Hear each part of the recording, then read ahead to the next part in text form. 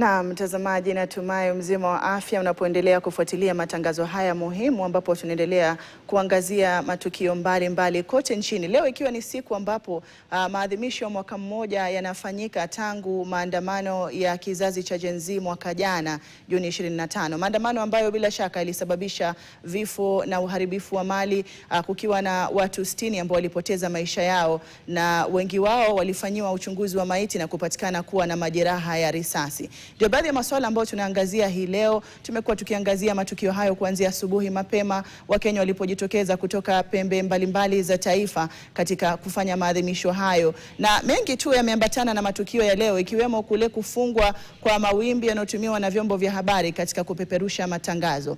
Mchana wa leo, mamlaka ya mawasiliano CA imeweza kutoa amri kwa vyombo vya habari kusitisha kupeperusha maandamano moja kwa moja katika vyombo vyao ama mitandao yao wanaotumia katika vyombo vya habari. Na baada ya mashirika hayo ya kupeperusha vyombo vya habari kutotii amri hiyo, hususan shirika letu la Standard lilikuwa limetoa taarifa kusema kwamba wao wanakemea hatua hiyo, na vile vile kwamba hawatotishwa kwa sababu ni haki ya kikatiba na kisheria kwa vyombo vya habari kupeperusha matangazo na kuwezesha kuwafahamisha Wakenya katika ule uhuru wa vyombo vya habari kwenye kipengee cha katiba cha 34 na 35. Tukiwa tunaendelea kufuatilia hayo, basi mtazamaji, mengi yanaendelea kuchipuka. Tunaangazia matokeo ambayo tunayaona katikati ya jiji la Nairobi, matokeo ambayo tunayaona katika pembezoni mwa majimbo mbalimbali, tukiwa tunayafuatilia hayo yote kukuletea matukio hayo mubashara. Endelea kufuatilia mazungumzo haya na vile vile pia matangazo katika mitandao yetu ya kijamii, katika mtandao wa X, wa Instagram, wa Facebook, wa vile vile pia wa TikTok, ambapo tutakuwa unatupata moja kwa moja, ikiwemo mtandao wa YouTube. Sasa hivi nivuke katikati ya jiji la Nairobi. Mwenzangu Ali Manzu amekita kambi pale. Ali Manzu, yapi yanayojiri kwa sasa katika jiji la Nairobi? Awali tulikuwa tumeona barabara zimefungwa, uzio umewekwa katika barabara zinazoelekea katika bunge na pia katika maeneo ya Ikulu. Wakenya walikuwa wameweka maua katika maeneo ya bunge, lakini kwa sasa tunapoelekea mwishoni mwa siku, yapi ambayo yanashuhudiwa katikati ya jiji Ali? Asante sana Hadia, tunakupata moja kwa moja kutoka katikati mwa jiji la Nairobi, ikiwa sasa ni saa 11 na dakika 16 saa za Afrika ya Mashariki. Bila shaka mengi yaliendelea, nitakuelezea ni kwa nini nasema mengi yaliendelea sehemu hii. Hapa nipo katikati mwa jiji la Nairobi, karibu na jumba lile la GPO, ambapo unakuta kuna stendi kubwa sana, ambapo watu ambao wanaofanya kazi jijini wakielekea maeneo ya Ngong, wakielekea maeneo ya Kawangware, wote wako hapa. Saizi huwa ni sehemu ambayo kuna shughuli nyingi sana zinazoendelea, lakini sio hivyo kwa leo. Mchana kutwa kumekuwa na purukushani katika barabara hii na vile upande wa chini kule, hususan katika barabara ya Moi, barabara ya Tomboya. Usalama umeimarishwa kuhakikisha kwamba hakuna chochote kitakachoendelea hivi sasa. Maana kama kawaida mwaka jana, wakati ambapo kulikuwa na maandamano kama haya, ikifika mwendo wa saa 11 huwa inakuwa ni wakati wa uhalifu kuendelea maeneo haya, lakini hivi ninavyoongea hivi sasa hali iko shwari. Watu wametoka kazini, wanarudi zao majumbani, na kuna wengine bado wako hapa. Naona bado kuna vijana ambao pia tutawapa nafasi kidogo waweze kuzungumza kuhusiana na sisi. Habari ya leo? Salama sana. Kwa majina unaitwa nani na unafanya nini hapa? Kwa majina naitwa David Mwangi, na nimekuja juu kama huka yangu waliandamana ndo mzungu arudi kwao, mimi ni nani nisirudi, nisikuje kwa barabara. Kwa nini unaandamana leo? Nimeandamana juu ya mauaji yenye naendelea na yenye si mzuri. Hata kidogo. Safi kabisa. Labda kwa majina? Mimi kwa majina sitasema juu. Sasa ni kubaya, ndaona Subaru kwangu walai. Unaogopa kusema jina na sura inaonekana? Sura inaonekana, hawatajua jina. Hawezi jua jina. Kwa nini uko hapa la? Kwa nini niko hapa hivi? Mimi nalilia kama sai unga imepanda vibaya sana. Ukiangalia hata sukari imepanda. Kila kitu imepanda. Ukikuja ukiangalia prezo ya hata juve si tunaingia. Mimi nataka niseme hivi. Akuja ghetto, ajue venye ghetto iko, ndio aongee. Si ati kila saa tu anashinda kituambia hapa hivi. Sawa kabisa. Niko na bwana mmoja ambaye ameshika gazeti hapa la The Standard. Labda kwa nini unakuja na gazeti hili hapa? Kwa majina naitwa Lionel Gikonyo. I'm here because of these guys. Hawa watu walikufa on behalf of a dream that we share, and we are here because of that dream. We are not going to allow that dream that they had and we have is going to die. We are going to get good governance in this country. Tutachange government, tutaweka watu wenye wataturule vizuri, na tutaweka watu wenye watafollow constitution yetu ya 2010. Thank you so much. Asante sana. Labda nishike dada mmoja pia ambaye wako hapa wanaona haya kuzungumza, sijui ni kwa nini. Labda kumalizia. Na ningamalizia, naweza penda kuambia huyu kiongozi wetu Ruto, apende asipende, wananchi wamebadilika. Venye tu wanawapeleka wamesema hata si one term, ni half term, hata si one term, ni half term. Asante sana. Mimi naitwa Steven. Mimi niko hapa, watu wanauawa, bei iko juu. Sasa kama renovation na State House 89M. Sasa hiyo ni wastage of money. Na hatusikizi, maisha iko juu, hakuna kazi. Na huyu jamaa tusikizi, kama hazi tusikiza, atoke tu mtu mwenye atatusikiza. Siajiulize kwa nini watu wanaandamana hivi. Kwa nini wakati wa uhuru watu wako wanaandamana? Yani nchi yote, yani si kuzuri hata. Imagine sasa ni destruction, vitu zinaharibiwa, mabiashara nini. So ashukishe bei, ajua hakuna kazi na maisha iko juu. Asante sana. Ndio hali ilivyo katikati mwa jiji la Nairobi. Labda tutarudi baadaye ni kuelezee ni uharibifu mkubwa ambao umefanyika, na ukiangalia miundo msingi, kwa mfano barabara hakuna kuingia.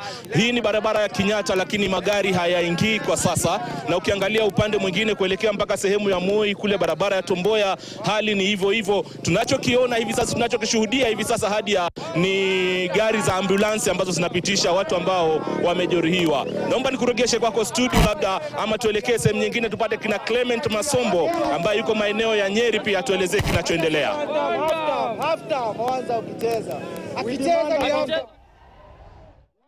Mwenzangu Ali Manzu, tuelekee katika kaunti nyingineyo, tuelekee kwa Clement Masombo ambaye amekita kambi katika eneo la Nyeri. Atujuze yanayojiri kwa sasa. Yapi yanayoendelea kwa sasa, Clement?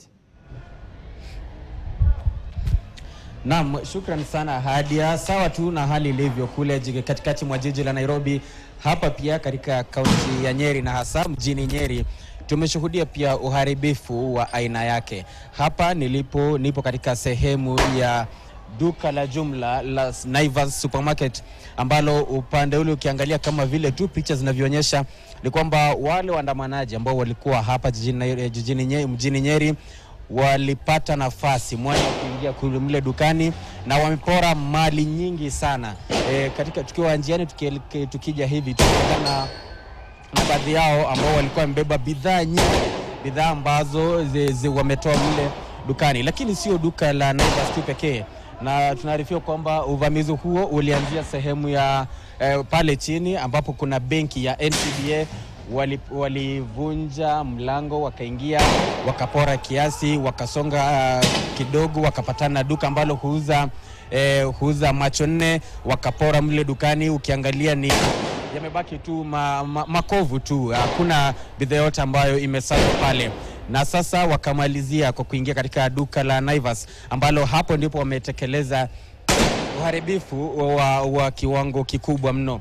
Na kabla wafike hapa, awali walikuwa wamekita kambi katika sehemu ya juu ya mji huu wa Nyeri. Walikuwa na lengo la kuingia katika duka la Shieni Supermarket. Duka la Shieni ni duka ambalo ni duka ambalo lilivamiwa wakati wa maandamano ya mwaka uliopita, na ni duka ambalo linamilikiwa na mbunge wa Kieni Njoroge Wainaina. Na leo pia lengo lao lilikuwa kuingia mle, lakini pale kutokana na ule ulinzi ambao maafisa wa polisi walikuwa wameweka, wale waandamanaji hawakuweza kuingia.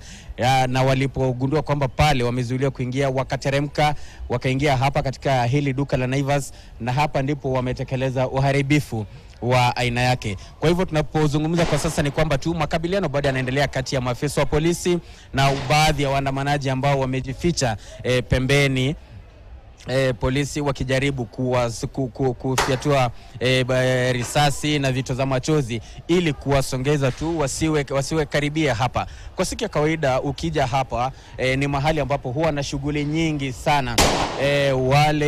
Hapa tu mbele ya hili duka huwa kituo cha kuegesha magari ya kwenda hasa njia ya Nairobi, magari ya kwenda Murang'a, Sagana, Kenol, Thika, kwenda hadi Nairobi, na pia magari ambayo yanahudumu katika miji mingine iliyo karibu na mji huu wa Nyeri. Lakini kwa sasa unavyoona ni kwamba kumesalia mahame na biashara nyingi zimefungwa kuanzia asubuhi. Nyeri hakuja kuwa na shughuli kama vile kwa kawaida. Biashara nyingi sana zilikuwa zimefungwa, maduka mengi yalifungwa, wenyewe wamiliki wakihofia tu hasara ambayo pengine wangekumbana nayo. Lakini kwa sasa kumekuwa na maandamano yalikuwa ya amani kuanzia asubuhi mpaka sasa jioni hii, ambapo tu tumeshuhudia huu uharibifu na uporaji ambao umefanyika hapa katika hili duka la Naivas. Hadia.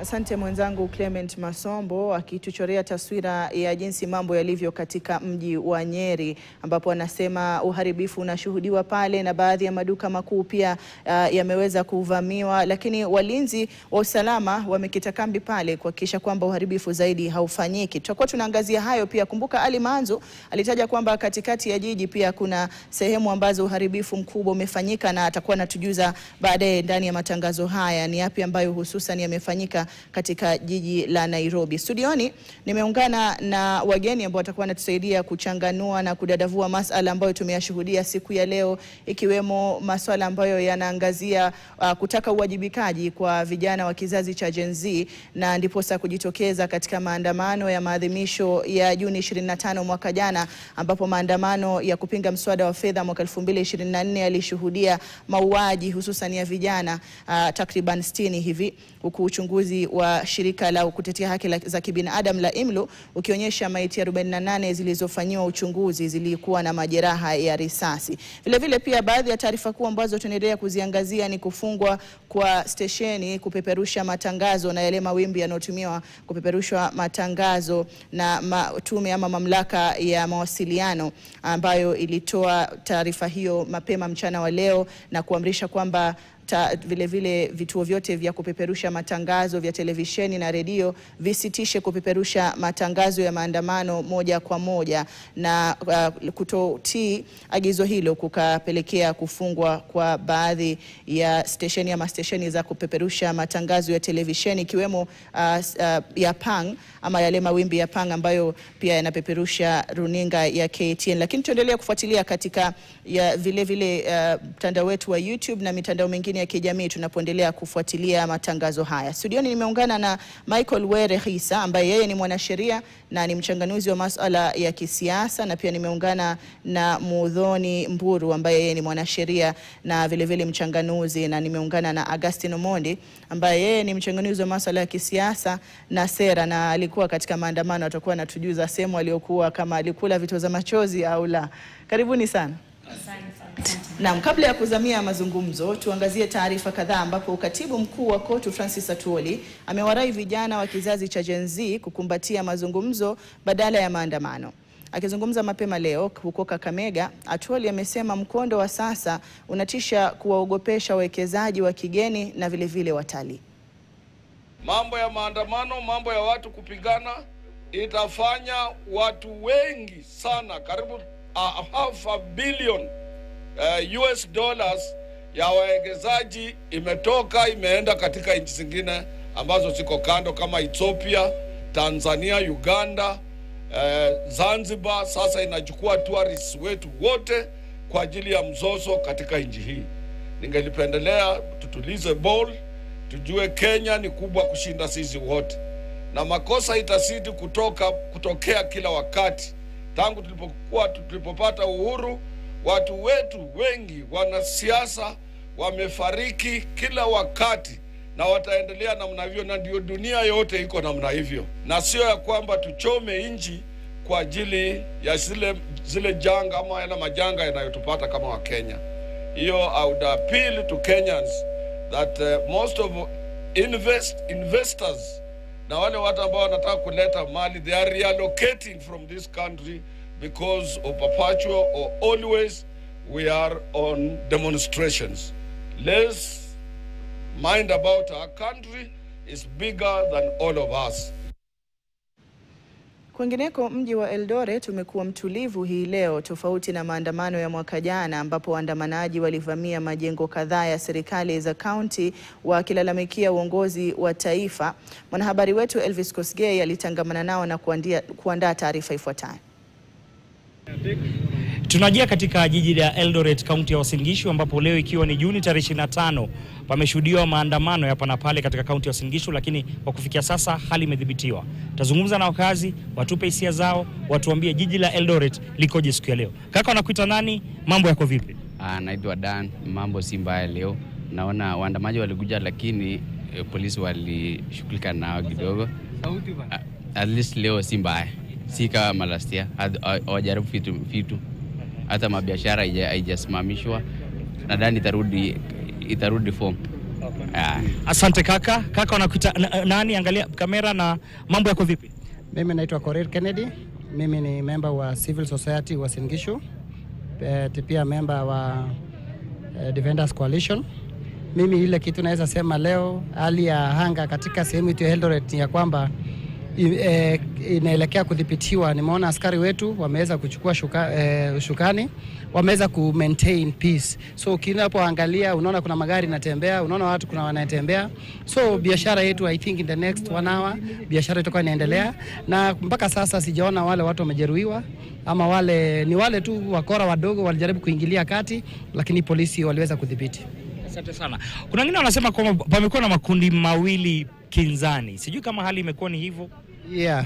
Kumekuwa na makundi mawili. Kuna wale wa wakora ambao walikuja kusema wanakuja kwa niaba ya maandamano, na pia kulikuwa na kikundi ambayo wamekuja tauni kuweza kuchunga mali yao. So unakuta hii watu wameweza kukabiliana, na uzuri ni ya kwamba security wamekuwa kifuata, wakiwa wakiangalia. Wale waguni walikuwa wakipatikana wanakuwa handed over kwa security, na hali ya hanga na kwa sasa naona iko salama, na nashukuru askari wetu pamoja na wananchi kwa kuweza kudhibiti. Unapoangalia maduka zetu kwa sasa, wengine wamefungua, wengine ni uoga, lakini tunashukuru ya kwamba tunaomba iweze kuendelea namna hiyo. Asante, wacha tusikie sauti nyingine. Kaka, kwa haraka wanakuita nani? Mambo yako namna gani Eldoret? Angalia kamera. Kwa majina ni Alvin. Mimi ni mmoja wa wanabiashara katika tauni, na jambo ambalo ningeweza kusema siku ya leo ni kwamba hapa katika Eldoret naona utulivu imeweza kurejea. Ni vile tu kulikuwa na wakora wachache ambao walijitokeza wakasema wanataka kufanya maandamano, lakini walikuwa wanaleta fujo ambayo ilikuwa ni kuharibu biashara za watu. Ikakuwa tu mzuri kwamba wenyeji wa hapa Eldoret wakajitokeza kwamba wanaweza kuzuia mali yao, hawawezi kubali kwamba vitu yao ikaweze kuharibiwa. Wakajitokeza vizuri kuzuia hayo, na kwa kweli kusema kweli sisi hapa Eldoret tuko watulivu, hatuna maneno. Ni ile tu tunaona mambo, tuachie serikali afanye kazi yake, ili ile kazi serikali wanatufanyia iweze kuonekana. Na kama kuna mtu yule kwamba anaona kwamba hajaridhika na kazi ya serikali hii ambayo inaendelea, aweze kungoja ile siku 2027 aweze kwenda kufanya ile justice yake, afanye kwenye ballot. Asante sana, tusikie kutoka hapa. Kaka, unakuita nani? Mambo yako namna gani? Kwa majina yangu naitwa Derek. Leo nimeingia hapa Eldoret. Mambo si mbaya sasa kwa sababu nimeona watu wanaanza kulinda kaunti yao, ndio kaunti yao isiharibike. Nimeona watu wanafanya kazi nzuri kulinda kaunti yao. Nimeona watu wengine si mbaya sasa vile wanafanya. Lakini tunaomba sana wasiharibu serikali hii, wacha wafanye kitu mzuri ambayo tutasaona mwaka inakuja. Asante kaka, nakuita nani? Mambo yako vipi Eldoret? Kwa majina naitwa Felix Kiprono. Nataka niwaambie wananchi wa Eldoret, jikaze, biashara mfungue. Eldoret maandamano taimaliza tayo. Serikali wanafanya makazi yao. Nashukuru kwa hiyo. Okay. Iko mwingine tukimalizia. Kaka, nakuita nani? Mimi wananiita Osama Jakinda. Mimi ni mkaji wa Langas na nilikuwa nimekuja jiji ya Eldoret. Takushangaza tukiingia jiji ya Eldoret, mabaya yenye tunaiona ni kama county wamechukua mamlaka zaidi, ambapo ukitoka kule unasafiri unakutana na marungu. Lenyewe tunajaribu kulinda mji yetu, county yetu, lakini wasichukue ile hatua ya maana sana juu kila mtu sio muuni. Juu sisi tumekuja kufanya kazi hapa mji wa Eldoret na sisi pia ni wanajua kali. Sasa tunapata kazi ngumu sana wakati tunatembea, unakutana kila mahali ni rungu. Inafaa waangalie wale wabaya na wale wazuri ni wakina nani. Kwa hivyo leo ilikuwa siku yetu wakumbuka wale watu wenye walipigwa marisasi katika maandamano ya last year. Si wote tulikuja tuwape pongezi na tuseme walale mahali pema peponi. Haya, wacha tumalizie hapa. Kaka, unakuta nani na hisia zako ni zipi? Mimi naitwa Kenneth Wanjala Wafula. Nikiwa katika hii Mucho Eldoret, tumekuwa mambo na ukumbusho wa siku ya leo. Lakini makumbusho sisi tumefanya makumbusho yetu kwa njia ya amani na njia ambayo ya utulivu. Isipokuwa kunao wale walitokea na marungu yao, na vile walitokea sisi tukasema tunataka mambo ya amani tu. Mwisho tukimalizia, kwa majina ni Joel Mayo, mimi ngaja hapa Eldoret. Nataka nisema kwamba kwa kweli hii mambo ya maandamano imekuwa ni ya kisiasa fulani, kwa sababu sisi tunaendelea kazi yetu.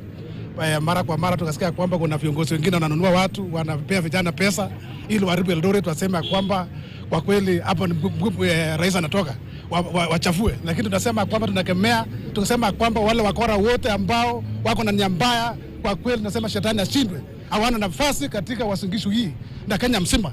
Tunahubiri amani. Asante. Ndizo hisia kutoka kwa baadhi ya wakazi wa kaunti ya Uasin Gishu. Baadaye tutazungumza na wao ili kupata tu hisia na kujua ni yapi ambayo yatakuwa yakijiri katika kaunti hii ya Uasin Gishu. Kutoka kwa Elvis Kosgei, sina la ziada. Narejeshea pale studio.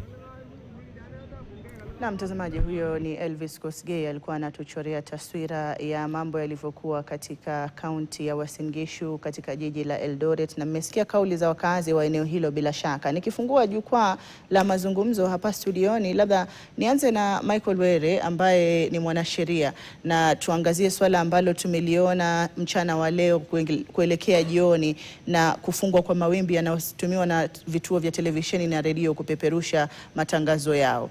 Kuna uhuru wa vyombo vya wanahabari ambao umenakiliwa katika katiba na nafikiri upo wazi, na kuna amri ya mahakama ambayo ilitolewa mwaka juzi na mwaka jana na mahakama ya rufaa, na kuamrisha kwamba masuala ya mawimbi ya upeperushaji na masuala kama yalioonekana leo yanafaa kusimamiwa na baraza la mawasiliano ama baraza la wanahabari, Media Council, na sio vile vile mamlaka ya CA ama CAK ambao ni wa mawasiliano nchini Kenya.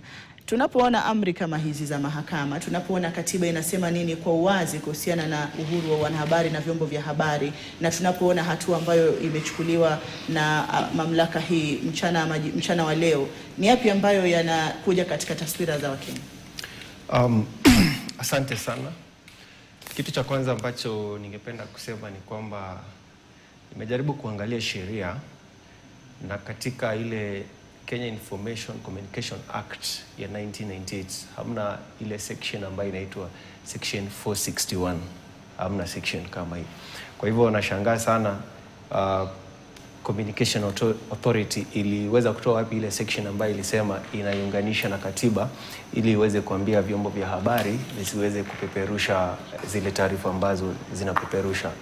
Kitu cha pili ni kweli kwamba Jaji Chigiti Senior Counsel, kuna ile ruling kama ni judgment ambayo alitoa katika judicial review case number 41 of 2023, ambapo alipatiana katika sheria zinaitwa zile direction na directives kwamba mamlaka ya Communication Authority, yani ile aina zile nguvu ambazo ilikuwa imetoa kwamba inaweza amka siku moja na ipatiane mwongozo kwamba zile vyombo vya habari visipeperushe taarifa fulani na fulani. Unapoangalia katika katiba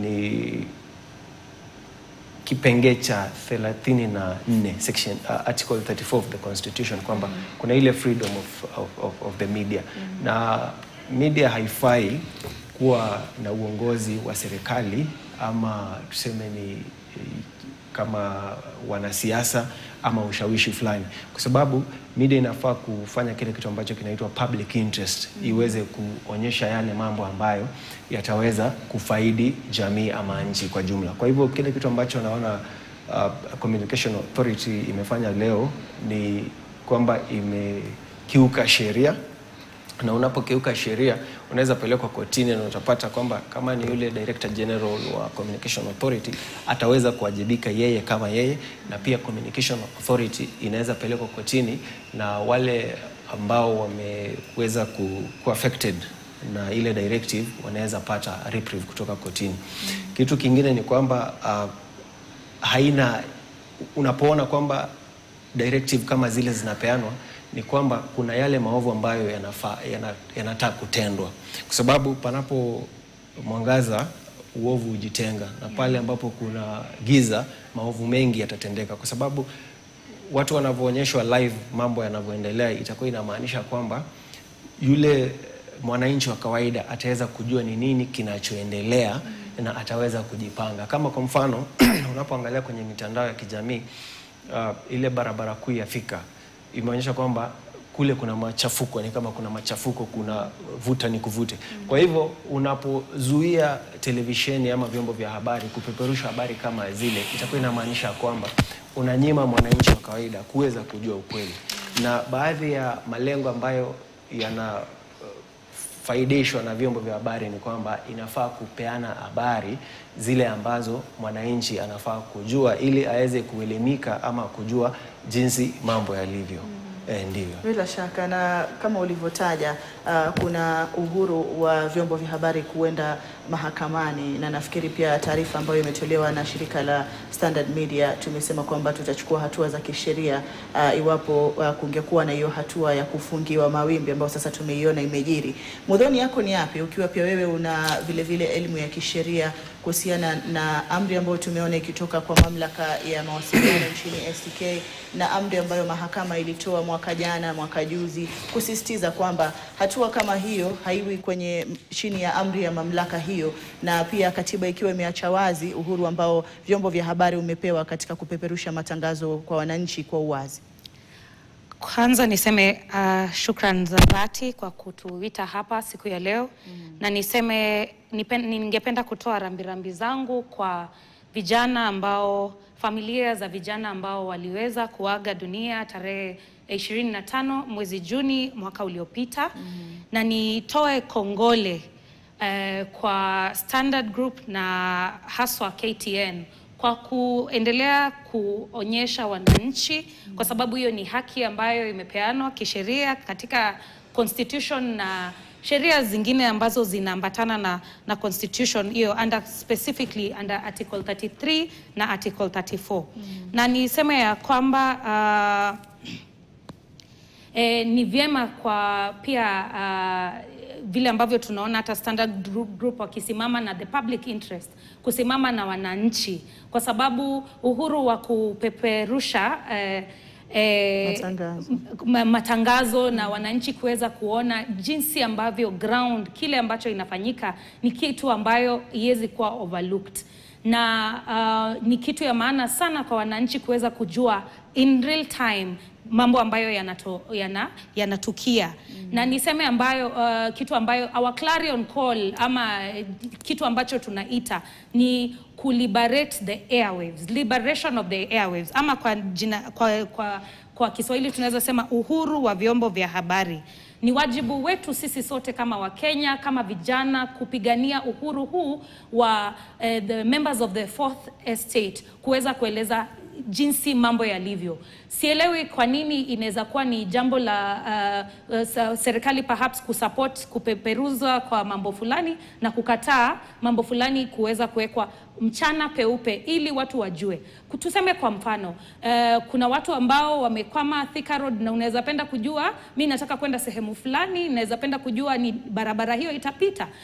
Mtu yoyote ambaye anaweza penda kwenda hata hospitali ama kutumia nafasi ya kutumia basic things or just to kutoka point A mpaka point B. Kwa hivyo tukisema ya kwamba ati kuna mambo ambayo yanaweza kuwa fiche na ingine ambayo hataelezwa, indeed ni mambo ya kuhuzunisha sana. Na ninaweza pia ongeza ya kwamba kama hawa maaskari walijua ya kwamba indeed huwa wanasema they act on intelligence. Walijua kitambo awali that kutakuwa na maandamano, kwa sababu vijana walijitokeza na walisema ya kwamba watu watajitokeza kutoka sehemu mbali ya nchi, na tumeona wamejitokeza kutoka sehemu mbali.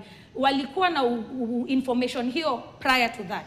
Kama kulikuwa na information hiyo, huyu Director General tungemuona amecommunicate in advance, na ameambia media stations hii ndio hatua ambayo tunataka kuchukua. Hii ndio habari ambazo habari ambazo tungependa ifanyike hivi kulingana na vile sheria inasema ndio izingatiwe. But they did not do that. Na what is the emergency? Swali ni nini ya dharura sasa saa hii ndio mnataka kukata matangazo?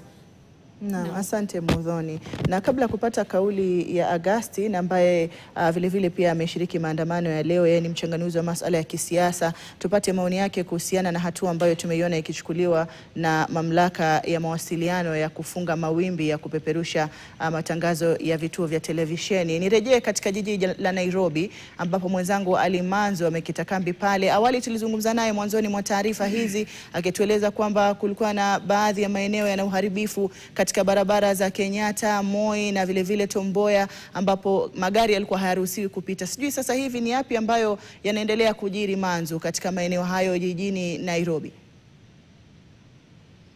Asante sana Hadia, bila shaka tunakujia moja kwa moja kutoka katikati mwa jiji la Nairobi, na kama ilivyokuwa mwaka jana wakati wa yale maandamano ya Gen Z, nyakati za jioni huwa kumeanza kutulia. Hivi sasa ni polisi wanapambana na wahuni, nitaita washukiwa uhuni ambao wameharibu biashara nyingi sehemu ambazo tusingeweza kufika. Manake kuna uhalifu unaoendelea kule, kuna wizi na pia unabakurwa kama umeshika simu ama umeshika mali yako na vitu kama hivyo hatuwezi kwenda. Ni kuanzia maeneo ya barabara ya Tom Mboya kushuka chini kule maeneo ya OTC, tunaambiwa biashara nyingi sana zimeharibiwa na zingine zimevamiwa. Kuna maduka ambayo yamevunjwa na mali kuibwa na vitu kama hivyo. Siku hii ya leo pia ni mambo ambayo yaliyoshuhudiwa katika baadhi ya maeneo, isipokuwa kutoka barabara ya Moi, kutoka barabara ya Tom Mboya kuja juu hivi katikati mwa jiji la Nairobi, ni kana kwamba kumewekwa uzio. Maafisa wa polisi wanazunguka katika kilomita fulani kuhakikisha kwamba hakuna uhalifu utakaofanyika. Lakini kilichojiri mwendo wa mchana hii leo bila shaka ni uharibifu ambao nitapenda sasa ni kuonyeshe katika baadhi ya maeneo. Kwa mfano, tuko barabara hii ya Loita hivi sasa mtazamaji, na kama unavyoona hapa kuna vifaa ambavyo vinatumika sana kuwekea maua, na unakuta michanga ile ambayo imevunjwa pale, zile plastiki za kuwekea maua na kurembesha jiji, michanga yote wameitoa. Ukija hapa mbele pia unakuta maua ambayo yalikuwa yamepandwa hapa ya jiji la Nairobi. Bila shaka ni baadhi ya uharibifu ambao tumeweza kushuhudia. Nitakuonyesha mpaka karibia mwisho pale wa barabara ya Loita mtazamaji, ujionee mwenyewe. Huu ndio uharibifu ambao tumebakia nao hususan katika maeneo haya. Majengo yamebakia na usalama wa kutosha. Maafisa wa polisi wako hapa wanazunguka karibu sana, na ukiangalia upande wetu wa kulia huwa kuna barabara nyingine ambayo inatupeleka mpaka maeneo ya Valley Road kule kushika. Sehemu hiyo bila shaka iko chini ya ulinzi mkali. Karibu tu na bustani ya Uhuru pia kuna maafisa ambao wako hapo, hawataki magari yaingie huku, na pia wanajaribu kuwadhibiti baadhi ya Wakenya ambao wanaingia. Wanakuangalia sana. Idadi kubwa ya watu wanaotoka hivi sasa ni watu ambao wametoka makazini mtazamaji, na wanaelekea majumbani. Sehemu ya stendi ambazo ziko maeneo mingi ni katika barabara ya Tom Mboya, katika barabara za Moi kule na kadhalika. Hivi sasa unavyoona ni watu ambao wanaotoka kazini, wengine ambao wanaendelea na shughuli zao kama bodaboda ambao wako hapa kusaidia Wakenya kuwapa usafiri. Kama unavyomuona ule jamaa pale, hii ndio kazi ambayo imebakia katika maeneo haya. Lakini tukija kwenye baadhi ya miundo misingi, hususan barabara kama hii ya kutoka hapa Loita kuingia kwenda barabara ya Kenyatta, hali si hali aisee. Chini huko magari kama mnavyoona hayapiti, ni gari moja moja, na pia yanavyopenyeza kupita wanajaribu kukwepa. Kuna mawe yamewekwa pale na nikana kwamba barabara ilikuwa imefungwa. Hii ndiyo kazi ambayo iliachwa na baadhi ya waandamanaji ambao walijaribu kuingia jijini. Maafisa wa polisi, ukiangalia jumba la Nyayo tayari pia wao wako pale ange kuhakikisha kwamba usalama umeimarishwa. Lakini tukikaribia katika barabara ambayo kuna mzunguko pale kabla ya kushika barabara ya Valley kupanda kuelekea maeneo ya juu kule, pale pia kuna gari la polisi na maafisa wenyewe wamejificha kwa mbali hivi. Iwapo wanakuta kuna genge la watu ambao wanaokuja, basi wanawadhibiti ili wasiweze kuingia mjini. Ndio hali ambayo iko mpaka sasa katika barabara ambayo unakata kuingia hoteli ya Serena. Kuna gari la polisi pale na maafisa usalama kwa wingi pia wamewekwa pale kutunza mali isiendelee kuharibiwa. Huu ndio uharibifu ambao tumepatana nao siku hii ya leo, hususan jioni. Na ukiangalia nadhani mpiga picha tutaangalia upande wa nyuma yako kidogo pia, barabara hii ambayo unaingia kama unaenda jumba la I&M na kuelekea katika maeneo ya barabara ya Kimathi kule mbele, hakuna njia pale.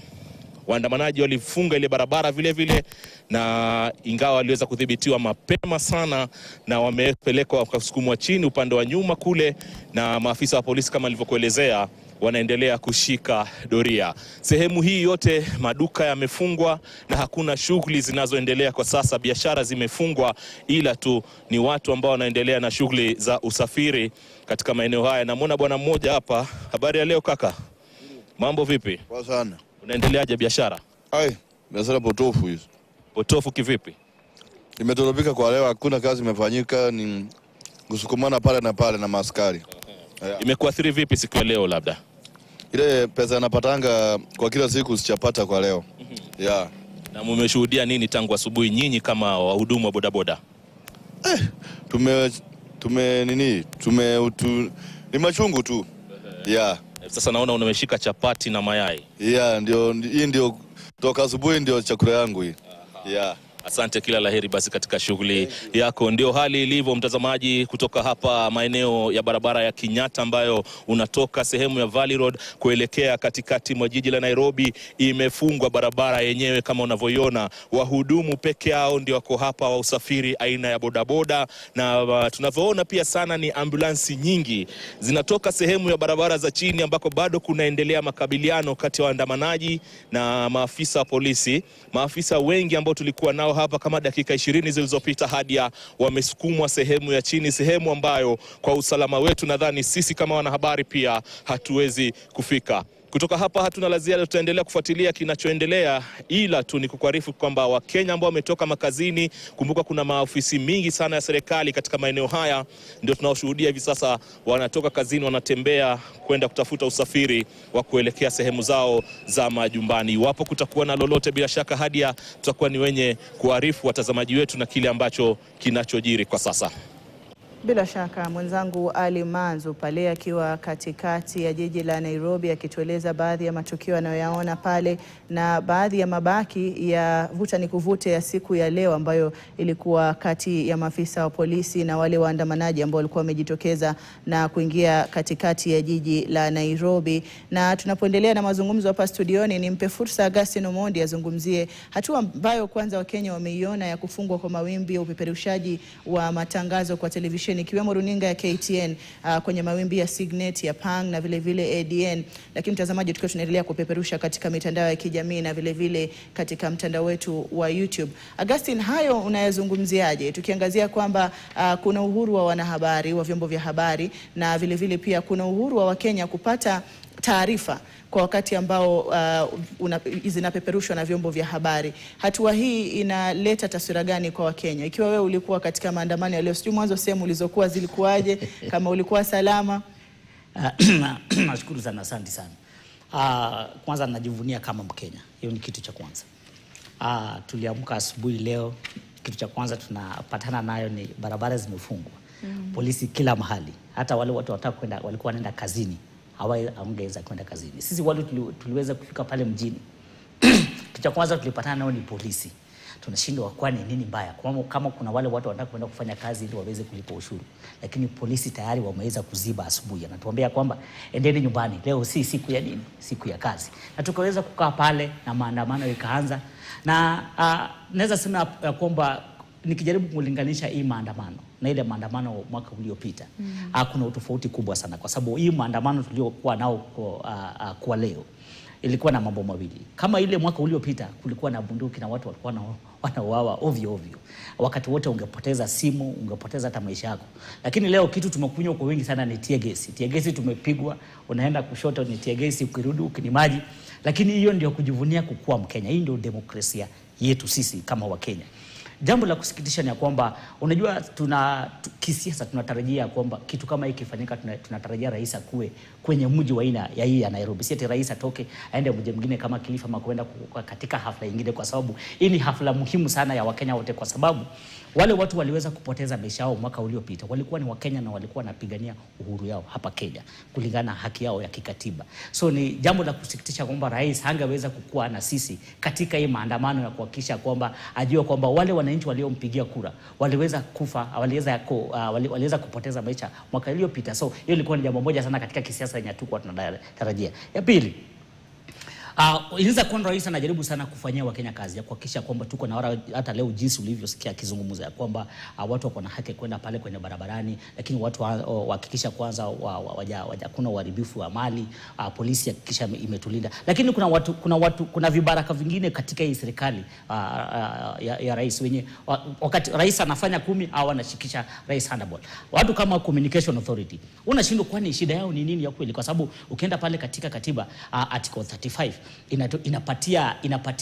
inapatia hii serikali haki, inakupatia hii serikali jukumu ya kuhakikisha kwamba imeweza kueleza Wakenya nini inaendelea katika nchi. Kama ni maandamano wameweza kutuhakikisha wametueleza. Ukienda pale katika article 34(5) ya katiba yetu haijapatia tu vyombo vya habari na redio haki tu ya kupeperusha, lakini inawaambia kwamba hata ile wakati wanapeperusha wasije wakaelekezwa na mtu yote, kama wasije wakaelekezwa na parliament, wasije wakaelekezwa na rais, ili waweze kuhakikisha kwamba ile ujumbe wanaopeperusha ni ujumbe huru yenye inasaidia Mkenya wa kawaida. Wakati kuna mtu amekaa pale Communication Authority anaweza kutoa barua ya kipuzi ya kijinga kama ile katika hizi vyombo vya habari, na sisi Wakenya tuko hapa, inabidi sisi tukue tungangane sana tuweze kuona hii kitu inayoendelea hapa katika vyombo za habari za kimataifa haifai. So hii rais inafaa jua kwamba watu kama hawa wako katika hii serikali. Akitoka pale Kilifi akirudi hapa anafuta huyu Mr. David asubuhi na mapena bila hata kufikiria.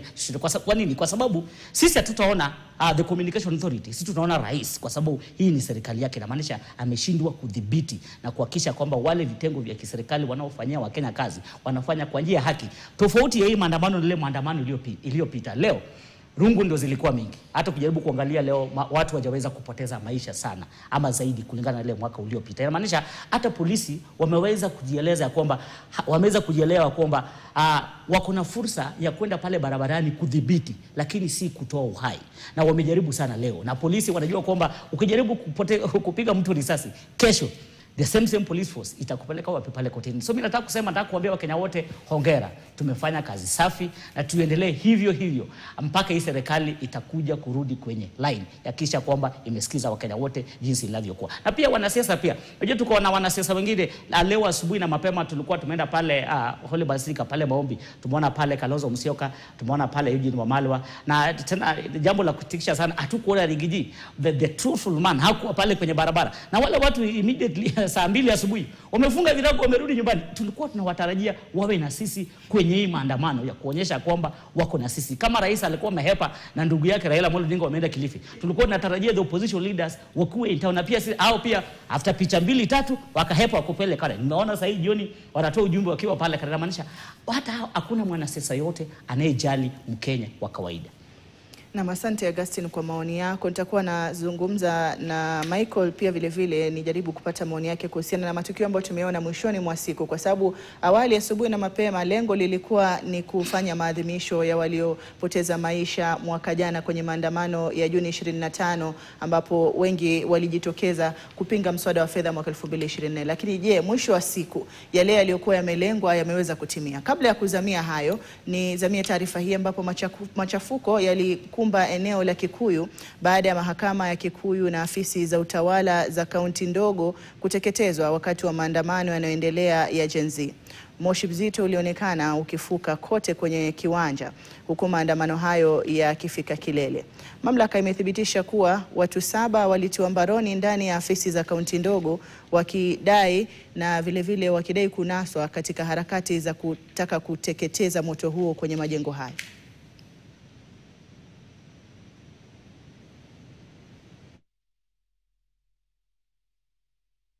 Mwaka uliopita wa 2024 tuliona uharibu mkubwa sana hii katika ofisi yetu ya NGTF ya Kikuyu, sababu ilichomwa na magari 2 kachomwa na watu walikuwa wengi sana hiyo maandamano ya majenzi. Miongoni wa wale ambao walifikishwa mahakamani, mimi ni mwanasiasa na wengine ambao pia kama 9, na bado hiyo kesi inaendelea na haijafika kikomo, kwa sababu hata wale ambao wanafaa kuwa wakuja patene ushahidi hawajapatikana. Ni dhahiri shahiri ya kwamba kama hawataweza kuwapatia yale ambao walisema watapatia, basi hawa watu wataendelea kufanya maandamano. Lakini ninaambia serikali, kama wakipata nafasi wapange structures vile wataweza kuzungumza na hawa watu kuwadia one level, wazungumuze waelewane. Ama kama sio maelewano, yale yote ambao walisema watawafanyia, wakuje wafanyie watu wa Gen Z. Na sio Gen Z peke yake, hata mama boga na bodaboda wote, kwa sababu wao ndio walisema kwamba mambo ya kukaa bila kazi imefika kikomo. Wakati wa kampeni mlisema mnatutoa chini tukienda juu, lakini mnatutoa juu tukienda chini. Finance bill iko juu, maisha bado hai. Kazi ni kung'ang'ana. Sasa kwa muda ambao tuko nao, hatuna serikali ya kusikiza. The solution ni watokee tu, juu hakuna serikali, haina masikio ya kusikia kilio cha Wakenya. Gen Z wanalia asubuhi, wanalia jioni, lakini mwenye kusikiza ndio hakuna. Kwa hivyo mimi ningeomba tu wavumilie tu, watokee, mwenye atakufa akufe, mwenye atabaki abaki, kama vile Mau Mau walifanya. Hatuna Mau Mau walichokesa wakauawa, wengine wakachomwa. Sasa hata vijana wetu, maana hawa watoto ni damu ya hao wazee wa Mau Mau. Hata wajitokeze tu akufe. Kufa makaka, kufa dereva. Wale watabaki, tutaendelea. Sasa hivi unaona tunapea wamama wa soko pesa na vijana na nini. Lakini unakuta mwalimu bado kwa barabara, daktari anadai pesa, na wewe unakuja kutuambia vijana kwa milioni 1 ni empowerment. Si kwanza ulipe daktari, vijana utupatie pesa baadaye. Hili ningetaka kusema hivi, kama kuna ahadi inaendelea Kenya hii, si ya Wakenya, ni ya wabunge na executive na hao watu wengine wakubwa. Mwakilishi wa kike wa Kirinyaga, Njeri Maina, amesema utawala ujao utawafungulia mashtaka wale walio mamlakani kwa sasa kwa kuendeleza ukatili wa polisi, utekaji nyara na mauaji ya kikatili.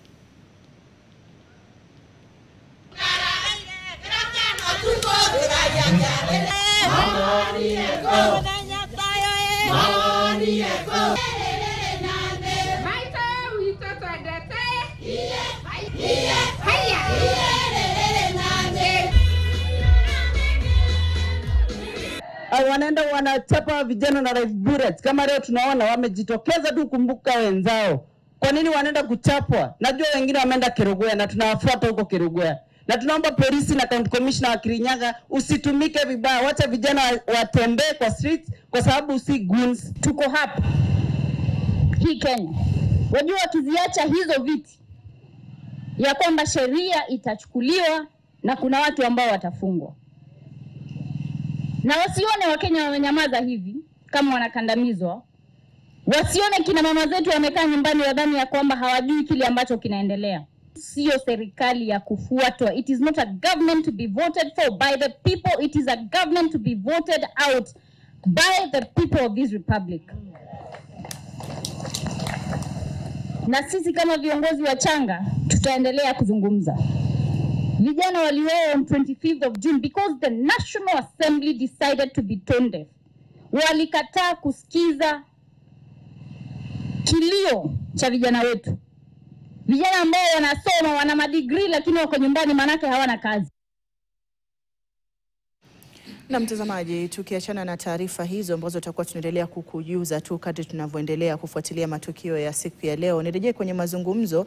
Na sijui kama Michael unapoangalia matukio ya leo, azma ya matukio ya leo ambapo ilikuwa ni kufanya maadhimisho ya walioaga dunia katika maandamano ya mwaka jana Juni 25, na mwisho wa siku tunayoyaona yaliyoachwa kama mabaki baada ya maandamano ya leo ndio ambayo yalikuwa yanatarajiwa katika labda taswira za Wakenya na masuala mengine kama haya. Labda kile kitu ambacho Wakenya walikuwa wanatarajia kwa sana ni kwamba kungekuwa na maandamano ya amani, kwamba wale wenzetu ambao walipoteza maisha yetu wakipigania yale ambayo walikuwa wanaamini wangekuwa ningesema kwa lugha ya Kimombo, they would have been honored in a very civilized way. Lakini unapoona hii serikali, naweza sema kwamba ni system ya majambazi, kwa sababu jinsi mwenzangu amesema, kabla ya hata watu kufika katika mji ungepata kuna askari, kwa sababu watu zaidi ya 60 kuuawa, hiyo ni jambo la kuhuzunisha sana. Tunaweza sema kwamba hayo ni kama maafa ya halaiki, mass killing. Na unapokuwa na maafa ya halaiki, serikali kitu cha kwanza inafaa ku take responsibility na kusema ni kweli sisi kama jamii tulikoseana hapa na hapa, na hili jambo lilitendeka na halikufaa kutendeka. Kwa hivyo tungependa kusema pole. Na pale ambapo serikali inasema pole, zile familia zinafaa kwanza kupewa fidia. They're supposed to be compensated. Kwa sababu unapoona mara nyingi utasikia kwamba mama anaongea katika televisheni na kusema Itumbi alikuja akanipigia simu akaniambia kwamba rais anataka kuongea na mimi. Rais alipoongea na mimi akasema pole mama, nitakushughulikia katika hali ambayo pia mimi ningependa kushughulikiwa kama mzazi. Lakini yule mama anasema mwaka mmoja umeisha, sijaweza kusikia jambo kutoka kwa rais. Juzi tuliona babake Ojwang akisema rais alimpigia simu akamwambia pole na akamwambia atampa shilingi milioni 2. Mwisho wa siku hakupata zile hela, na alipojaribu kupiga simu haikuweza kuingia. Kwa hivyo tunaona nini? Tunaona kwamba tuko na serikali ambayo haijali watu, haijali wananchi wake. Kwa hivyo mimi kile kitu ambacho naona leo ni kwamba waandamanaji kuna ile goal ambayo wameweza kuonyesha serikali, lakini sidhani kwamba tumeyafikia vizuri kabisa. Lakini mwisho wa siku ni kwamba serikali imeweza kuona kwamba wananchi wake yale ambayo wanasema ni yale maneno ambayo yanawaumiza kwa sana, si kama serikali, kwa sababu unlike the government, at least the people say the truth. Wakisema wataandamana, lakini serikali ikisema itafidia, haitafidia. Kwa hivyo kile kitu ambacho mimi ningeweza kusema ni kwamba serikali inafaa kufidia hizi familia na watengeneze, waona kama jinsi tulivyokuwa na ile Bomb Blast Memorial iko pale, yale majina ya wale watu ambao walipigwa risasi na wakauawa wakipigania uhuru yawekwe mahali na waweze kuwa commemorated kama heroes of this nation, lakini wasiitwe kama ule wakati ambao ulipita wakasema treasonous acts. They are criminals. Si wahuni, lakini ni Wakenya ambao wanafaa kufanya nini? Kukumbukwa. Na kile kitu ambacho ningeweza kusema ni kwamba hii serikali ni kama yule mtoto ambaye ana masikio, anaelezwa na asikizi. Yale mambo ambayo Gen Z walisema ni mambo ambayo walisema hatuna kazi, tunataka kazi. Rais amepewa zaidi ya mwaka moja, amepeana kazi kweli. Walisema hatutaki kushikwa kiholela na kuuawa. Mwaka zaidi ya mwaka moja umeisha, watu bado wanatekwa nyara, wanauawa, wanapotea, hatujulikani pale ambapo wapo. Wakasema hatutaki police brutality. Police brutality bado iko. Wale comrades ambao wako shule wakasema tunataka tuendelee kupewa masomo ya bure. Sasa hizi nasikia takwimu zinaonyesha kwamba zaidi ya wanafunzi 10,000 hawajaweza kwenda shule kwa sababu serikali haijaweza kupeana zile pesa.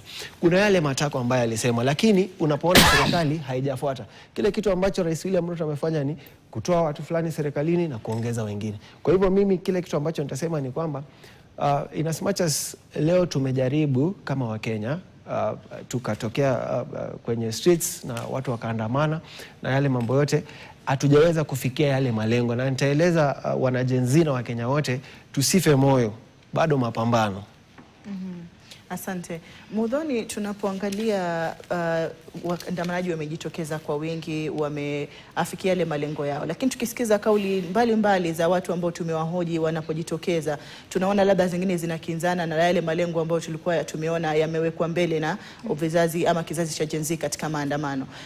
Kuna hamasa ya kutosha na elimu ya kutosha kwa waandamanaji wanaojitokeza barabarani kuandamana? Kwa mfano, tunapoangalia katika kaunti ya Kiambu, eneo la Kikuyu hususan, ambapo afisi za DO zimeteketezwa, kituo cha polisi kimevamiwa, afisi za mahakama zimeteketezwa, na mali tu na biashara nyingi kuharibiwa. Baadhi ya vitu ambavyo vimeharibiwa pia vinakwenda la kumgharimu mlipa ushuru ambaye bado ni Mkenya wa kawaida. Kuna ufahamu wa kutosha tunaposema tunakwenda barabarani kuandamana, na labda kuna azma ambazo zimepangwa 1, 2, 3, wote wanaoandamana wanajua kile ambacho kimewapeleka barabarani? Naam, niseme ya kwamba katika muda huu ambao tuko ni muda ambao watu information au ujumbe au maneno iko bayana kwa wananchi.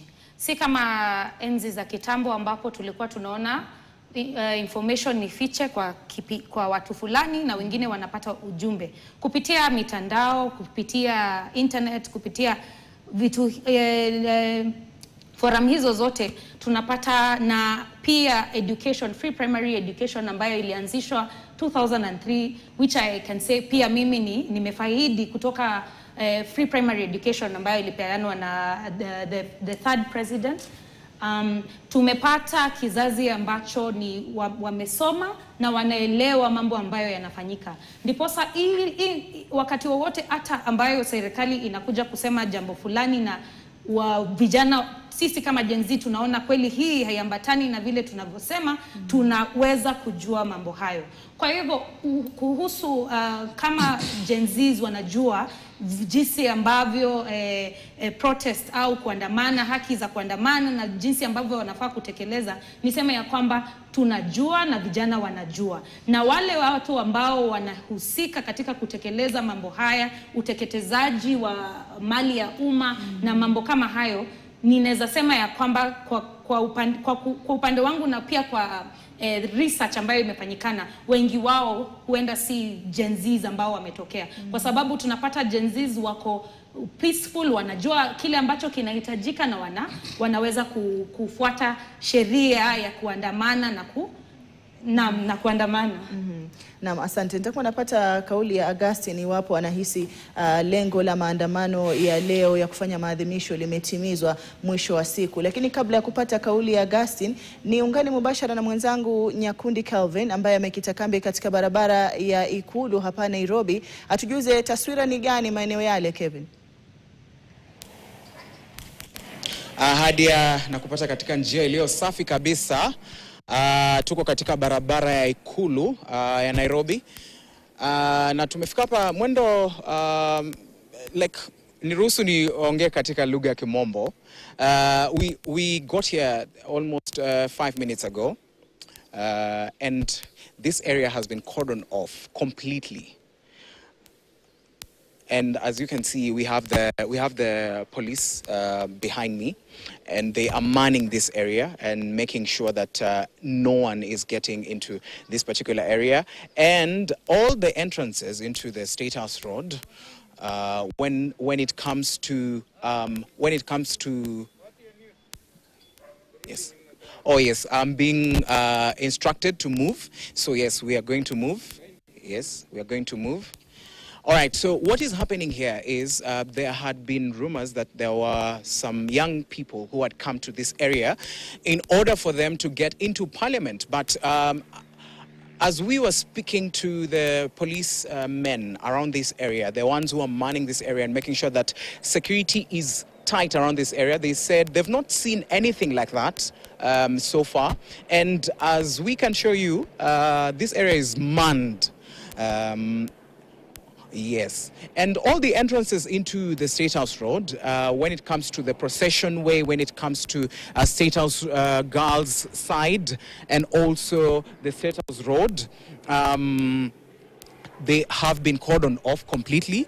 And what is happening is they're making sure that no one is coming into this area. They're making sure that even civilians, even us who are trying to inform everyone who is at home, we are not allowed to move closer. So we're just going to be around this area to find out what is really going to be taking place. But the place is secured, it's silent, and the situation here has been managed by the security team that is around this area. So Hadia, as you've seen very well, and you can tell, the police here are not really smiling with anyone. They're saying we cannot get even closer. So if you're passing around this area, they look at your ID, they look at your documentation and see, okay, are you Kenyan, or are you, what is it that you're trying to do around this area? So that is what is going on.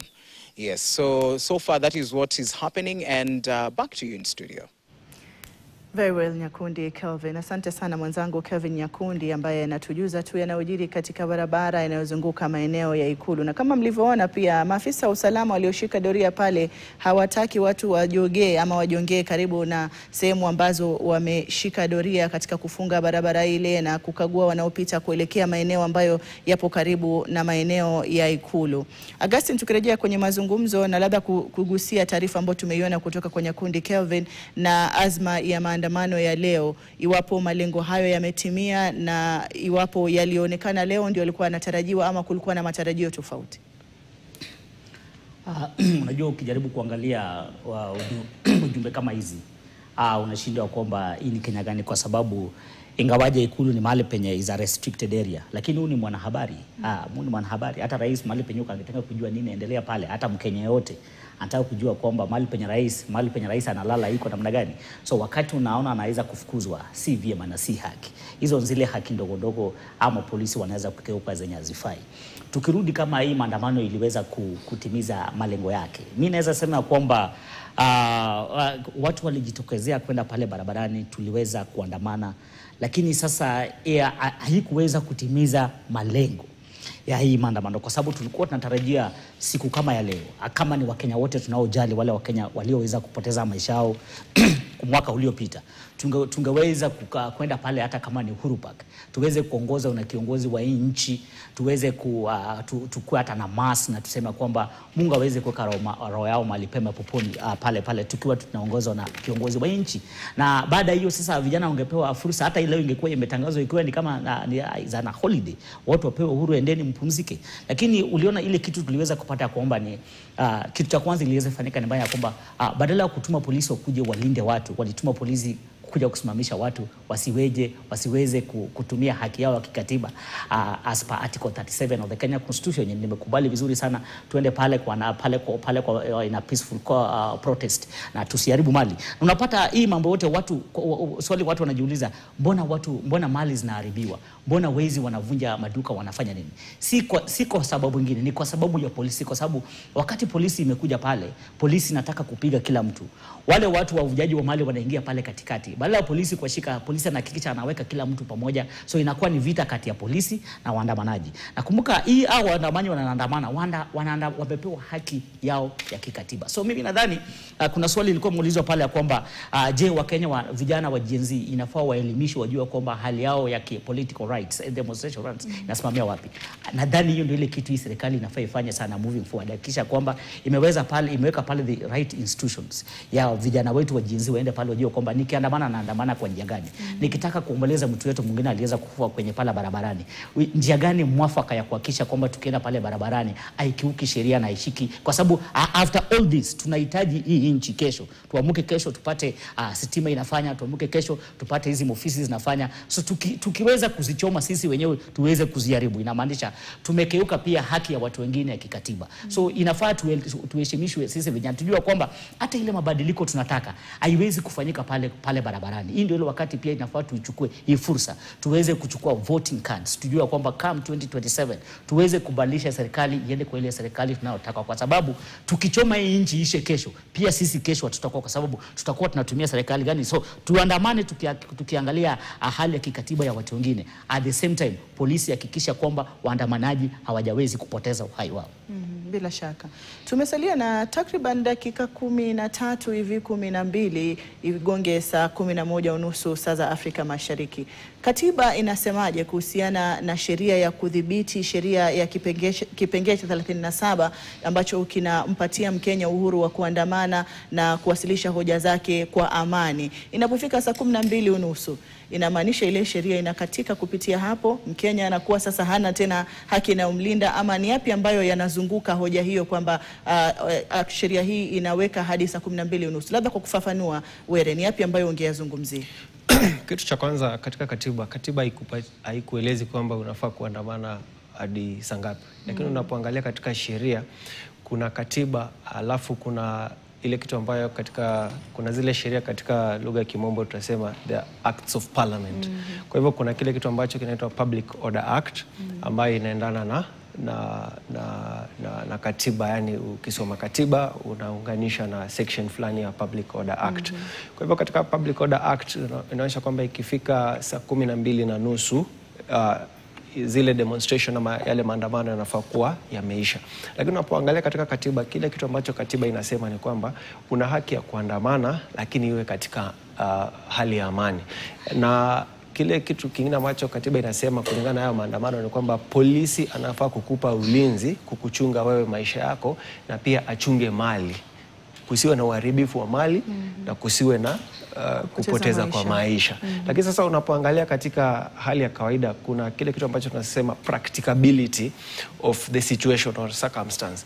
Unapopata kwamba labda kumekuwa na maandamano na wanasema iishe kama labda ni saa 12:30, je, inamaanisha kwamba haya maandamano tunafaa kumaliza labda kama saa 10 ndipo watu wapatiwe ile kitu inaitwa grace period, watawanyike na waondoke waende? Ama tunaposema kwamba maandamano yamekuja imefika saa 12:30 alafu watu wana disperse, kwa hivyo unajua watu wamekongamana pamoja alafu wanatoka wanaenda. Kwa hivyo watu wanapoandamana kupita saa 12:30 itakuwa inamaanisha kwamba sasa kama ni sheria imevunjwa, polisi wawakamate kwa njia ambayo si ya kutumia nguvu ama pia kuvunja sheria, kwa sababu unajua sasa, je, inamaanisha kwamba saa 12:30 inapofika polisi waanze kupiga watu wakiwakimbiza kufanya nini? Hapana, hiyo ni kuhujumu haki za kimsingi na za kibinadamu za waandamanaji. Lakini kile kitu ambacho mimi naona kwa hali ya kawaida, kwa sababu unajua tunaishi katika dunia ambayo kila mtu yupo, kuna kile kitu ambacho nimesema practicability. Watu wanapoandamana hata inapofika saa 12:30 lakini hakuna uharibifu wa mali, hakuna watu wanapigwa, hakuna watu wanauawa. Tunaona yale maandamano ya kwanza ya Gen Z, yale ambayo yalifanyika pale katika ile barabara ya Moi Avenue.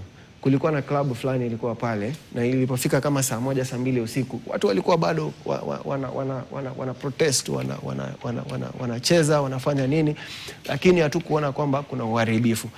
Lakini kile kitu ambacho tunaona ni kwamba haya maandamano yanapotokea, sio waandamanaji ambao wanaenda kuharibu mali, lakini kuna wale watu ambao wanaletwa na wanasiasa kuharibu mali, kufanya kuwe na machafuko ili kuwe na maandamano. Na dhamira ni kwamba unapokuwa na maandamano utaona kuna international community inaangalia na kujua kwamba mambo hayaendi vizuri katika nchi fulani. Na kwa hivyo mnapokuja na hizi njia zingine ambazo zitafanya kusikwe na maandamano, itakuwa inamaanisha kwamba mwisho wa siku itaonekana ni kama mambo yako sawa na mambo hayako sawa.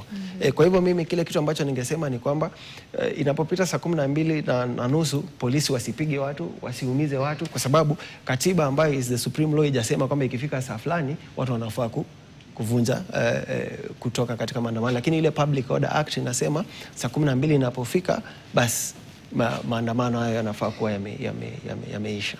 Yeah. Sijui kama waandamanaji wenyewe wanapata, kama alivyotaja Augustine, elimu hiyo na kujua kwamba haki zangu ni zipi, sheria inasemaje, ikifika kiwango gani cha muda na uweza kujipata labda katika seli ya polisi kwa kukosa labda kujua sheria hii. Ni mambo mengine ambayo tutakuwa tunayagusia pia, lakini tukiangazia labda aliyoyazungumzia Were, cha kuongezea ni kipi? Na hususan pia tumeangalia kimaeneo, mwaka jana kuna utofauti mkubwa na mwaka huu. Kama tumeona jiji la Eldoret mwaka huu hakukuwa na maandamano ambayo tuliyashuhudia mwaka jana. Tumeona maeneo mengi ya Nyanza, ikiwemo jiji la Kisumu, ikiwemo kaunti ya Siaya, kaunti ya Homa Bay. Tukizungumza na Bramwell Bwire alikuwa anatujuza kwamba huko kote maeneo hayo hakukuwa na maandamano, kinyume na labda tulivyoshuhudia kwenye siku za nyuma ambapo yalikuwa maeneo yaliyo na joto sana wakati wa maandamano. Lakini tumeona maeneo mengine yamechipuka. Tumeona kaunti ya Kiambu safari hii kumekuwa na barabara ya Thika ambayo haikuwa inapitika siku nzima kupitia ukali wa yale maandamano ambayo yameshuhudiwa pale. Tumeona kaunti ya Nakuru pia kulikuwa na joto na masuala hayo yanasababishwa na maandamano, na sehemu nyingine ambazo labda watu wasingezitarajia kwenye siku za nyuma. Haya unayazungumziaje, na pia ukigusia labda hoja ambayo ameitoa Were na iwapo waandamanaji wanafahamu haya? Niseme ya kwamba nikitaka kuzungumzia masuala haya nitayagawanya in three katika mara tatu.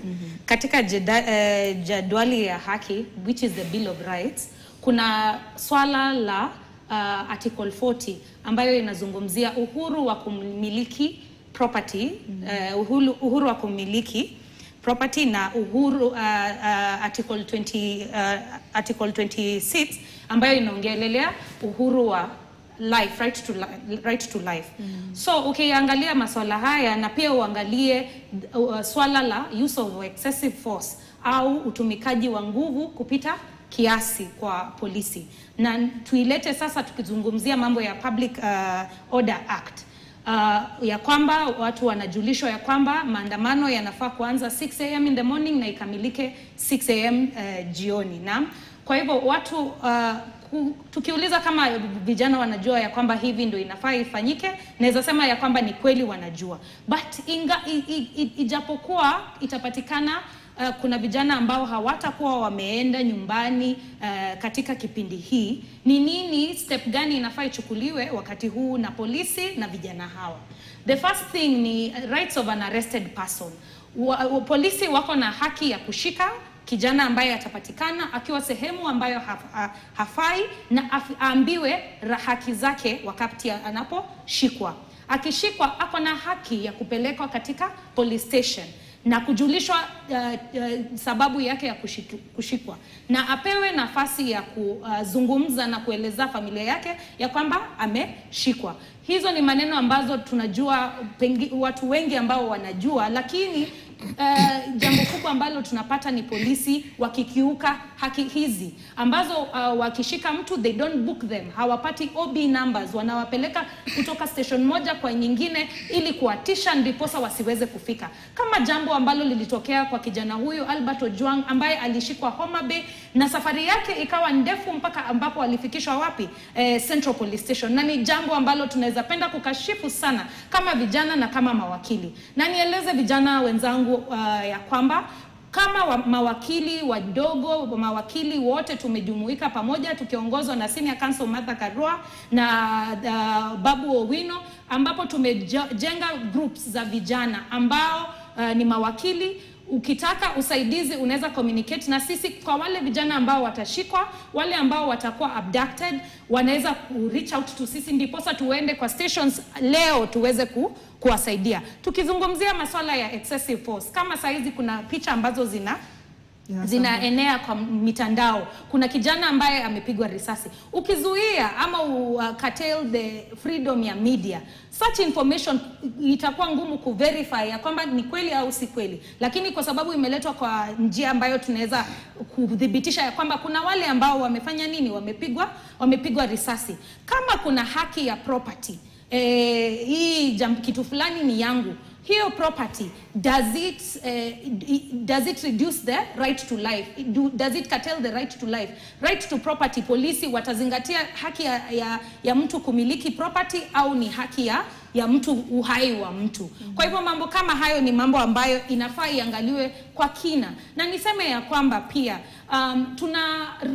this is our plea to the judiciary as well, kwa sababu wanatazama hii na wanaona mambo ambayo yanatokea na si mambo ya kufurahisha hata kidogo. Wale watu ambao watafikishwa kotini mnamo kesho asubuhi, tunaomba ikuwe expedited na muda mfupi, na watu hao waweze kuruhusiwa kutembea bure free bila hata kulipishwa kitu yoyote, kwa sababu haya ni masuala ya kisiasa, bali si masuala ambayo kuna masuala mengi sana kama taifa tunaweza zingatia tuangalie ambayo yako key kwa wananchi kuliko masuala haya ya kufinyilia vijana wa taifa hili letu la Kenya. Kwa hivyo special plea to the judiciary, wakati masuala haya, kesi hizi zitaletwa, waweze kuzingatia na kuexpedite. Na mambo ya abduction kwa wale ambao, kwa sababu tumesikia kuna vijana ambao wametoweka, tuna ask also a plea to the president wa vijana hao waweze kuachiliwa, immediately release of all those people ambao wamefanya nini, wameshikwa. Asante. Na asante Muthoni, nitakuwa napata maoni ya Augustine hivi punde, lakini tuangazie baadhi ya matukio ambayo yametendeka awali mapema hii leo, ambapo vikundi vidogo vya waandamanaji pia vilishuhudiwa katika mji wa Nanyuki. Tutazame yaliyojiri awali katika mji wa Nanyuki.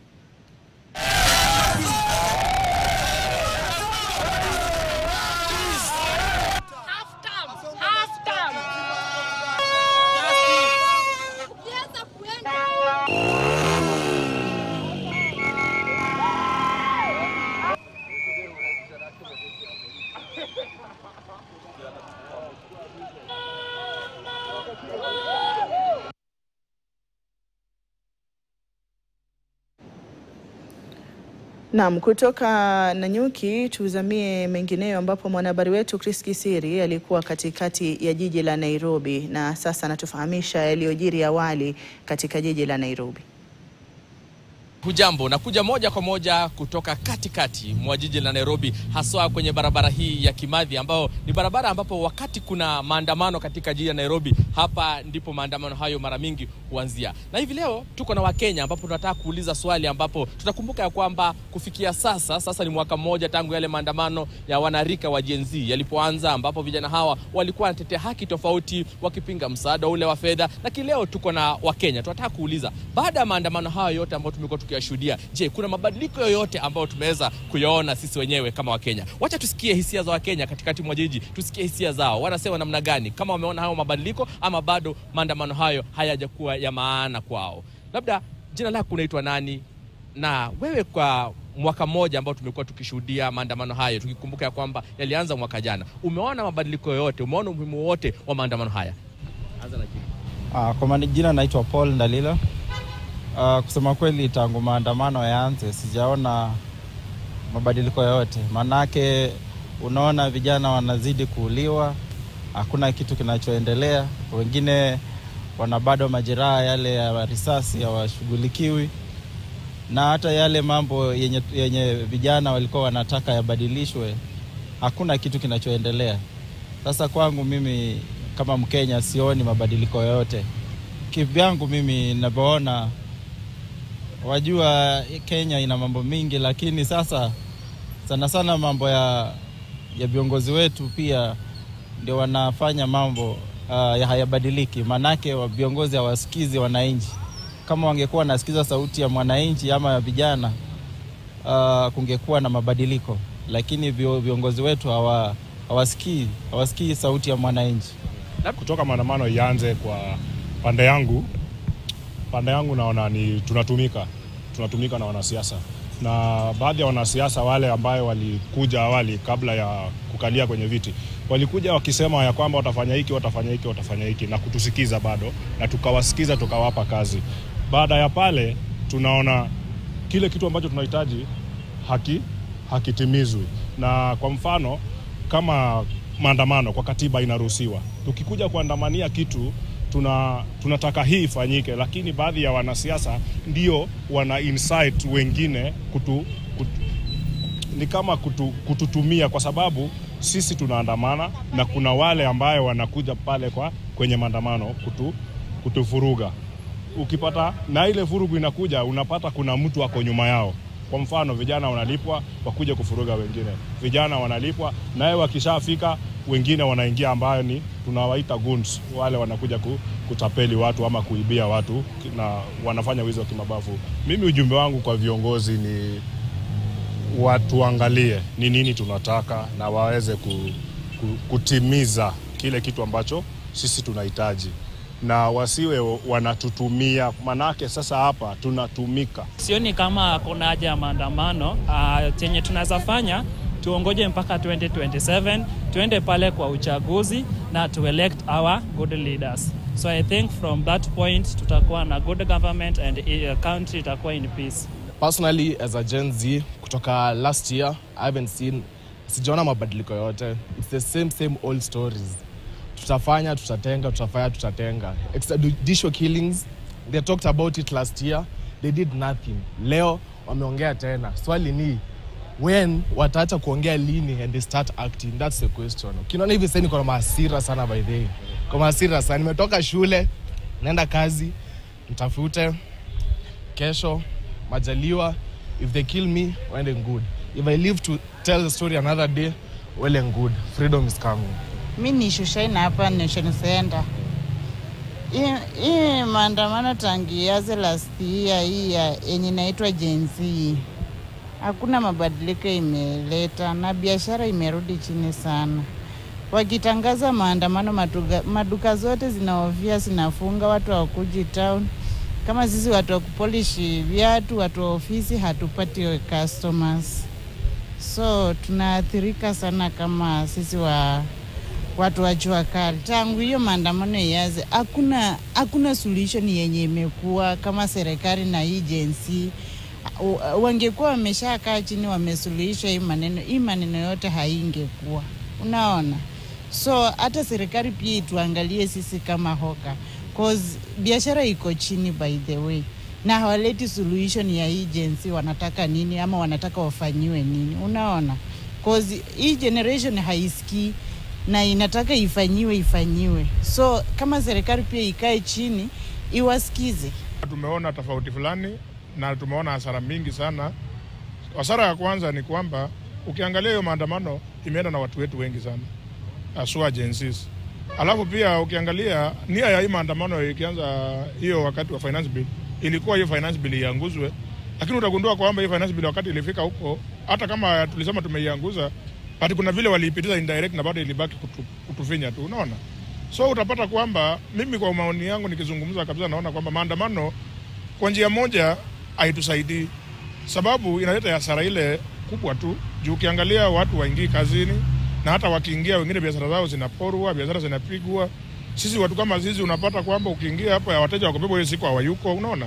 Alafu for example watu kama sisi ni watu wa kutegemea hand to mouth. So maandamano ikifanyika inakuja inaleta ya hasara, sababu hiyo siku wewe hutapata kitu ya kuingia naye kwa nyumba. Lakini naye ingekuwa ni maandamano ambayo inaleta matunda, serikali ingekuwa inasikiza hao watu wakati wa maandamano, wanajaribu kurudi kwa drawing board, wanaangalia wananchi wanaandamania nini. So nasema ni kwamba maandamano ni haki yetu kuandamana kama Wakenya, lakini kwa maandamano sidhani kama kuna vile sisi watu tunasikizwa. Inabaki tu kwamba tumekimbia, tumeandamana, lakini at the end of the day wataamua venye wanaamua, juu wao ndio wenye wako na hizo nguvu zote. So far maandamano hakuna kitu yanasaidia na nchi. Maandamano ni kuharibu nchi. Zile vitu tunashuhudia, hata zile vitu tunaonanga kwa hii town saa za maandamano ni hasara. Hiyo ya 2024 25 wanasema ati nini ilisimamishwa budget, lakini finance bill, but nobody knows what happened. Maandamano yalianza kwa kuwa kuna laws ambazo hazinufaishi kila mwananchi, na ni laws ambazo zinanufaisha watu binafsi, wanajitajirisha na mali yetu. So the fact that our taxes are being misused ndio manake tulitokea, na tunasema we need better. Na 1 year later is still the same, actually still poor. Na tusipoendelea hivi, unaweza imagine before 2027 watakuwa wamemaliza kila kitu. Now that venye Gachagua alisema walipata empty coffers, sasa hata coffers haitakuwa. Umesikia maoni ya Wakenya. Wengi wanasema ya kwamba maandamano haya tangu yaanze mwaka jana hawajaona mabadiliko makubwa. Lengo la maandamano haya kulikuwa na sheria ambazo wanahisi zilikuwa zinamkandamiza Mkenya wa kawaida, ambazo bado sheria hizo hazijarekebishwa. Kwa hivyo lengo lao na ombi lao kwa serikali, wanasema ni lazima serikali iwasikilize, ifanye yale ambayo wanayataka wao kama Wakenya. Lakini cha msingi sijui Zubeda ikiwa serikali yenyewe iko tayari kuwasikiliza. Kwako Zubeda, najua na wageni studioni nao watuambie maoni yao.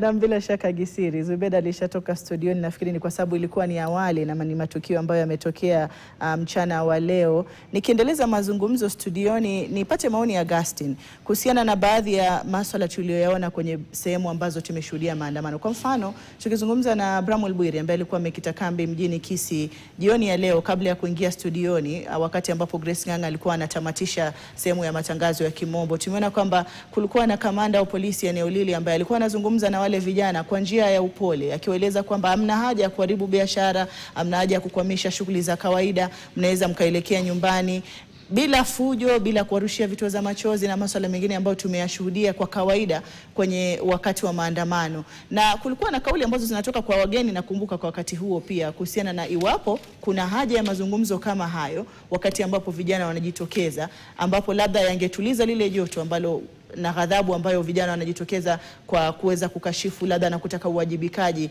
kwa uongozi na serikali iliyopo kwa sasa. Maoni yako ni yapi kuhusiana na uwezo wa kuzungumza na vijana kama maafisa usalama na kutuliza ile jazba ambayo mara nyingi inakuwepo katika maandamano? Sababu unaona katika hizi hata pale Meru pia kulikuwa na OCS alikuwa anapatia waandamanaji soda maji wakati wa maandamano, walikuwa na mazungumzo.